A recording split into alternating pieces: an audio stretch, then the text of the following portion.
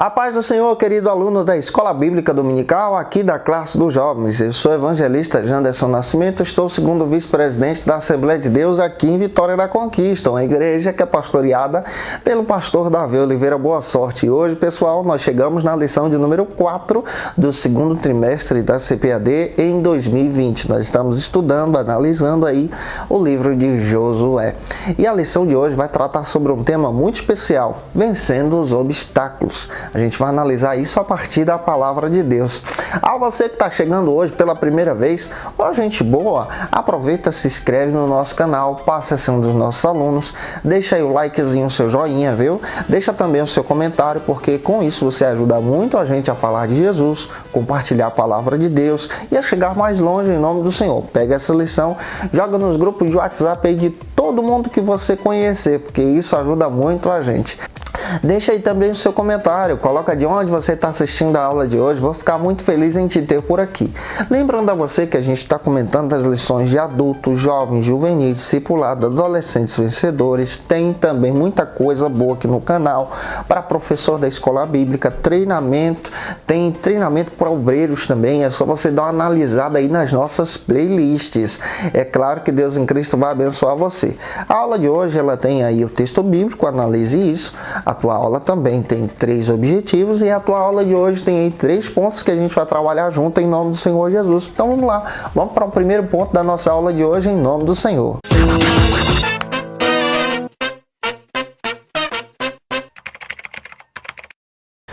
Travessia do Jordão. Esse é o primeiro ponto da nossa lição aqui da classe dos jovens. Ele está dividido aí em 3 subtópicos. Agora você vai perceber que nós vamos trabalhar a respeito desses desafios que Josué enfrenta com a população, com aquele povo que saiu agora do Egito e está agora numa nova fase. O povo agora está tentando conquistar Canaã. E aqui nós vamos aprender várias aplicações para poder apresentar para os nossos alunos. O primeiro subtópico trata sobre o seguinte argumento: um dia marcante para o povo. Você vai perceber que a própria lição fala que foi no dia 10 de Abide. E aí vem a questão: que mês é esse no calendário judaico? Abide. O mês de Abide ele corresponde ao final do mês de março no nosso calendário. E ele é entendido a partir de Êxodo, capítulo 13, versículo 4, como o período do amadurecimento dos grãos para a colheita. E a própria lição traz para a gente esse conceito, que foi exatamente a partir desse finalzinho de março que Deus começou a trabalhar com o povo hebreu para atravessar o Jordão. E é interessante que exatamente nesse mês, exatamente nessa mesma data, nesse mesmo perfil que nós estamos trabalhando, 40 anos antes, Israel foi liberta do Egito. Foi o período em que o povo de Deus comemorou a Páscoa. É claro que a Páscoa para o povo hebreu representa algo interessante. A Páscoa no Antigo Testamento representa libertação. A Páscoa no Antigo Testamento representa também esse cuidado de Deus. O sangue do Cordeiro nos umbrais das portas representam aí para a gente no Antigo Testamento, na Antiga Aliança, esse Deus que protege os hebreus da morte. Agora, nesse mesmo período, nesse mesmo sentido, nessa mesma ideia da Páscoa, no Novo Testamento a gente entende algo magnífico. A Páscoa representa Cristo, ressurreição, a morte do Cordeiro de Deus na cruz do Calvário e a sua ressurreição. Pelo seu sangue nós fomos comprados. Isso é a nossa Páscoa. E aqui a gente entende algo interessante. Entende algo para poder trabalhar com os nossos alunos. Nessa mesma data, 40 anos antes e agora, atualmente, para o povo hebreu, eles estão se preparando agora para poder atravessar o Jordão. Um conceito a gente precisa entender aqui a partir da luz de Josué. Aquela geração que está com Josué é a nova geração, não é a antiga geração. Lembre-se disso. A antiga geração é aquela geração, aquela turma que saiu com Moisés do Egito. A maioria daquela população morreu no caminho. Aquela maioria daquela população, infelizmente, ficou para trás, porque aquela geração tinha um coração perverso. E é interessante que aqueles que nasceram no caminho, você percebe que Deus então começa a trabalhar com eles de forma diferente. A antiga geração experimentou de milagres maravilhosos. A nova geração agora iria experimentar os milagres de Deus de uma forma diferente para aquela geração entender como Deus trabalhava. Porém, a gente precisa compreender que quem está com essa nova geração? Josué, um representante da antiga, alguém que está orientando esse povo a não perder os marcos antigos. Por exemplo, a celebração da própria Páscoa. O povo precisava entender que essa celebração era importante, era uma preparação para o povo adorar a Deus. E é interessante isso aqui, você percebe que no mesmo período, na mesma data, o povo agora está se preparando para conquistar Canaã. Eles não celebraram a Páscoa, mas você precisa entender, à luz da palavra de Deus, que nesse contexto, na mesma data em que Deus libertou o povo lá do Egito, é o mesmo período que Deus agora está preparando o povo para conquistar Canaã. Quando a gente olha para a obra de Cristo no Novo Testamento, a gente percebe que Cristo é a nossa Páscoa, como eu já disse a você. Ele nos traz essa libertação. E o povo hebreu, aquela nova geração que está com Josué, está se preparando agora para entrar em Canaã, mas para entrar tinha um obstáculo, atravessar o Jordão. E a gente precisa entender isso aqui de uma forma bem especial para a gente poder avançar para o segundo subtópico, que vai tratar sobre o seguinte argumento. A Arca do Concerto, ela aponta o caminho que a gente deve seguir. Você vai perceber que depois que Moisés construiu a arca, você entende à luz da palavra de Deus que a Arca do Concerto era uma joia preciosa. Ela era representante de um símbolo, ela era um símbolo da presença de Deus entre os judeus. E agora, com Josué, você percebe que esse símbolo que representa a presença de Deus, e o que tem nesse símbolo? As tábuas da lei, que representam a palavra, o cajado de Arão, aquela vara que representa literalmente esse chamado de Deus para uma obra, e também o maná que desceu do céu, o pão vivo que representa Cristo. Agora, para a nova geração, você vai entender que Josué não deixa esse símbolo de lado. Ele coloca a arca para a arca apontar o caminho, para a arca demonstrar literalmente aonde Deus queria que o seu povo chegasse. E aqui a gente tem uma aplicação muito especial.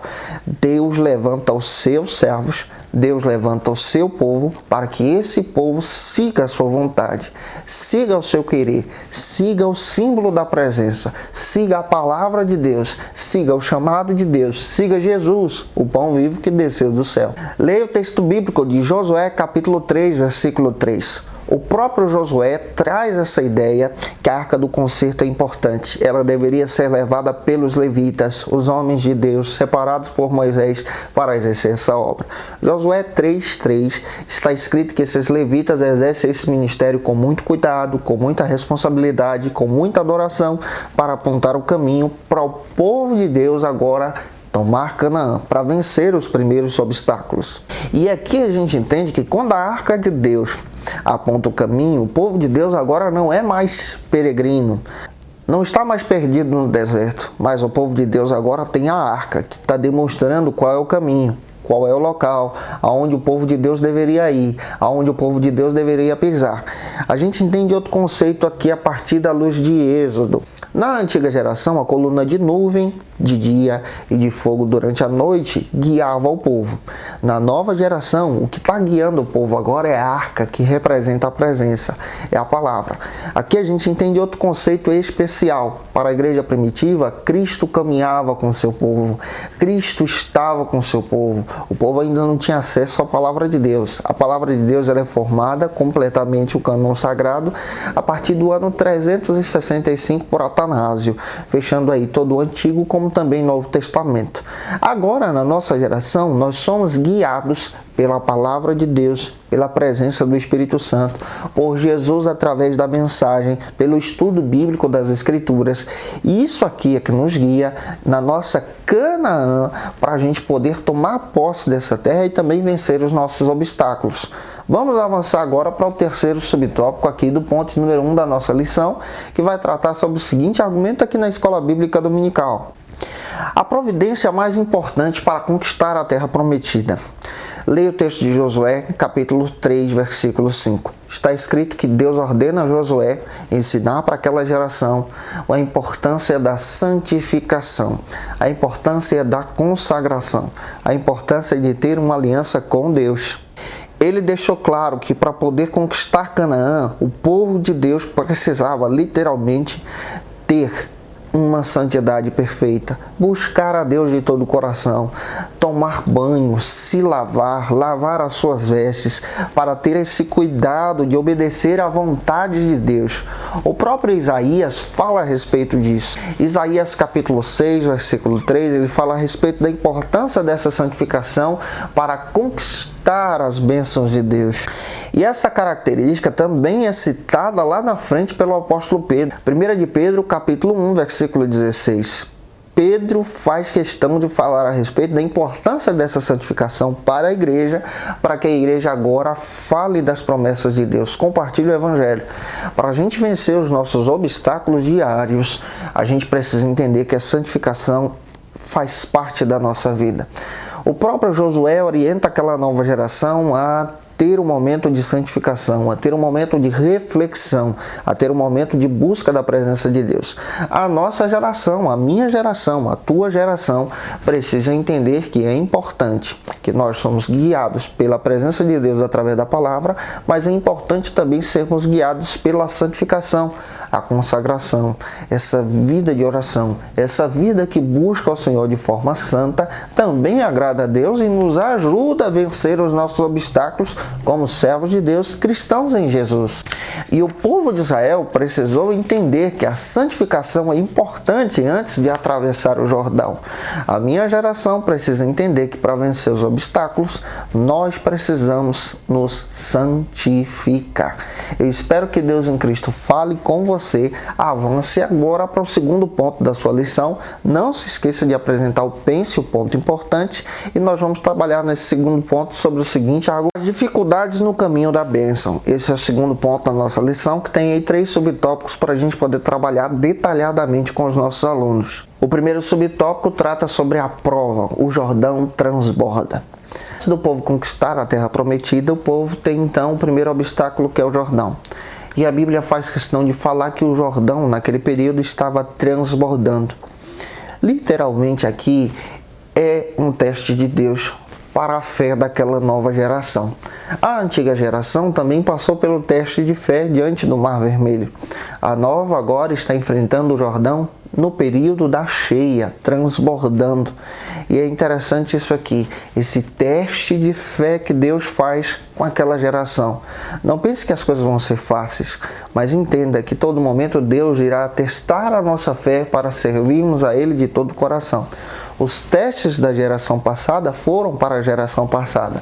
Os testes para a nova geração, a nossa geração, são testes reais que literalmente provam a nossa fé. O segundo subtópico fala sobre as bênçãos ou a bênção do tempo da ceifa. Josué capítulo 5, versículo 11 e 12 está escrito que antes do povo de Deus atravessar o Jordão, eles foram testados em sua fé, mas Deus estava testando aquele povo porque tinha algo preparado para aquele povo.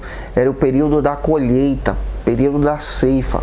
E aqui é interessante a gente entender esse argumento. Deus testa a nossa fé porque lá na frente tem algo especial para a gente. Tem algo preparado, algo de bom para a gente. Mesmo que no início pareça ruim, pareça difícil, a circunstância venha dizer que não vai dar certo, a gente precisa entender que quando a gente crê no poder de Deus, crê na vontade de Deus, Deus tem algo preparado para a nossa geração, como Ele teve o cuidado de preparar uma bênção espiritual, uma bênção especial, uma bênção material para a geração de Josué. E aqui a gente precisa entender que aquele povo está saindo do deserto, aquele povo está se santificando, aquela geração agora está enfrentando um desafio, mas Deus estava preparando para aquela geração um período de colheita. tudo isso aqui demonstra pra gente que às vezes nós saímos também do deserto, do nosso deserto pessoal, somos testados em fé por Deus e Deus tem preparado pra gente, sem a gente saber, um período de colheita, um período de glória, um período de exaltação, um período também de bênçãos espirituais para os seus servos. É isso que a lição procura trabalhar com a gente. Vamos avançar agora para o próximo subtópico. O milagre da travessia do Jordão. Que milagre é esse? Deus realiza o seu milagre na travessia do Jordão. Josué capítulo 3, versículo 15, está escrito que quando os sacerdotes levaram a arca do Senhor, a arca do concerto sobre os seus ombros, quando eles pisaram os pés no rio Jordão, a Bíblia faz questão de dizer que o Jordão se abriu. Semelhante a Êxodo capítulo 15, versículo 8, quando Deus então, através de Moisés tocando nas águas com o seu cajado, faz aquele grande milagre de abrir o Mar Vermelho para a antiga geração. Para a nova, Deus está abrindo o Jordão. E esse milagre marca aquela geração de uma forma especial. E o mesmo Deus que operou na geração passada é o mesmo Deus que estava operando na geração presente. O mesmo Deus que operou na antiga geração da nossa igreja é o mesmo Deus também que opera na nossa geração. E Ele opera de forma magnífica, de forma poderosa, para a nossa geração entender que o que Ele tem preparado para a gente é coisa boa. Gente, eu espero que Deus em Cristo use você. Não se esqueça de apresentar o Pense em um ponto importante. Vamos agora para o último ponto da nossa aula de hoje. Um evento para não esquecer. Esse é o terceiro ponto da nossa lição, que tem aí 2 subtópicos. A gente precisa entender que o primeiro subtópico trata sobre o seguinte argumento: o memorial de Deus. Josué capítulo 4, versículo 2 ao 5. Deus agora começa a orientar Josué e Josué realiza isso de uma forma magnífica. Ele orienta aqueles jovens, aqueles servos de Deus, a retirarem do Jordão, com esse Jordão aberto, enquanto a arca estava lá, retirarem 12 pedras, cada pedra representando aí uma tribo de Israel, para erguer um memorial agora em Gilgal. É interessante isso aqui. A Bíblia faz questão de dizer que eles ergueram um memorial para ninguém se esquecer daquele milagre que Deus tinha realizado, para que as novas gerações futuras, passassem por ali e entendesse que Deus fez algo especial. Aquele memorial, aquela torre erguida em 12 pedras, representaria aquele momento em que Deus estabeleceu um milagre com o seu povo, com o povo hebreu. Josué capítulo 4, versículos 6 e 7, está escrito que o próprio Josué orienta essa questão e aquela geração ergue esse monumento para poder adorar a Deus. Aqui nós temos uma aplicação. Nós precisamos entender que é importante erguermos monumentos espirituais na nossa caminhada cristã, para nos lembrar daquilo que Deus fez em forma de gratidão, para nos lembrar que o nosso Deus continua operando milagres, que o nosso Deus é o mesmo que continua operando em nossos dias. Vamos avançar agora para o segundo subtópico da nossa lição, o memorial de Josué. O próprio Josué orienta o povo de Deus a erguer um memorial em Gilgal, mas o Josué também ergue um memorial no leito do rio, aonde os sacerdotes estavam parados com a arca. Ele tem um memorial pessoal. Ele tem um memorial pessoal para ele. Ele ergue esse memorial porque ele sabe que Deus estava com ele. Aqui nós temos outra aplicação. Nós precisamos entender que nós precisamos também ter memoriais pessoais.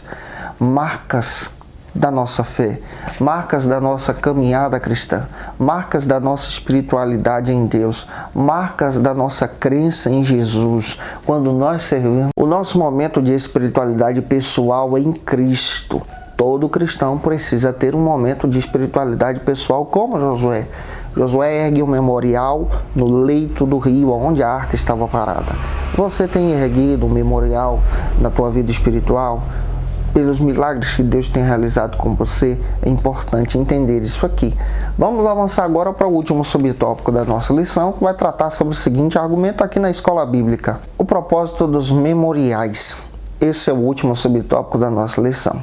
Qual é o propósito de erguer esses memoriais na nossa caminhada? Qual foi o propósito de Josué de erguer esses memoriais? Primeiro, ele ergue um para si, para ele mesmo se lembrar pessoalmente do milagre de Deus. Segundo, ele ergue, junto com a nova geração, um memorial para que as gerações futuras recordassem do milagre de Deus e reconhecessem que Deus estava com eles. Josué 4:23 está escrito que o propósito desse grande milagre e de erguer literalmente esse memorial era para recordar que Deus estava agindo entre o povo hebreu. Josué capítulo 4, versículo 24 era para que o povo hebreu reconhecesse que o Jordão foi aberto não pelo braço humano, não pelos recursos humanos, não pelas coisas dessa vida, mas que o Jordão foi aberto pelo braço de Deus, pela mão de Deus, pela mão poderosa do Senhor.